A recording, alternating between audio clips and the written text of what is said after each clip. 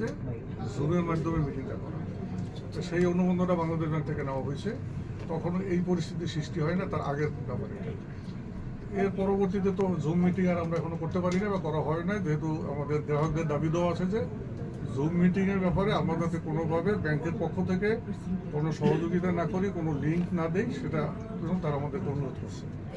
তাদের অনুরোধের প্রতি শ্রদ্ধা রেখে সম্মান করে আমরা সেটা থেকে বিরত থাকছি।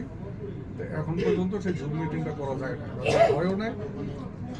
এটা হলো একটা। আর একটা আপনি বলছেন যে ওই অনলাইন, দুইটাই তো চলে আসলো, দুইটা প্রশ্ন উত্তর তো দিলাম। এখানে আরেকটা প্রশ্ন আছেন যে আপনারা দরজা আটকে আইন শৃঙ্খলা বাহিনী, গোয়েন্দা সংস্থা বাহিনীর সাথে বৈঠক করছেন, আমার একটা অভিযোগ করা হচ্ছে, বিষয়টা আসলে কি? না, এটা একদম ওই রকম কোনো বিষয় না। আইন শৃঙ্খলা বাহিনী আমাদের এখানে যখনই কোনো মব হয়, ওনারা এখানে আসে, সৌজন্য সাক্ষাৎ আমাদের কাছে আসে।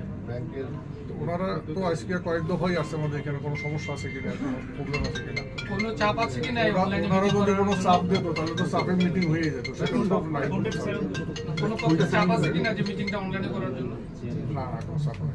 বাংলাদেশ ব্যাংকের প্রতিনিধি আসছে কি আজকে আপনাদের? বাংলাদেশ ব্যাংকের কেউ এখানে আসে নাই। বাংলাদেশ ব্যাংকের কেউ আসে নাই। আমি তাদেরকে অবহিত করছি যে আমাদের অনলাইনে মিটিং করার ব্যাপারে গ্রাহকদের অনিয়ে আছে, গ্রাহকদের যে তাদের যে ইচ্ছা অনিচ্ছা কিন্তু আমাদের সম্মান আছে, শ্রদ্ধা আছে, আপনারা করতে পারতেছি।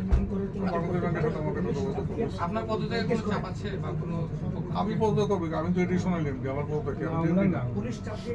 আমি এমনি চাপ দিয়েছিলাম গতকালকে।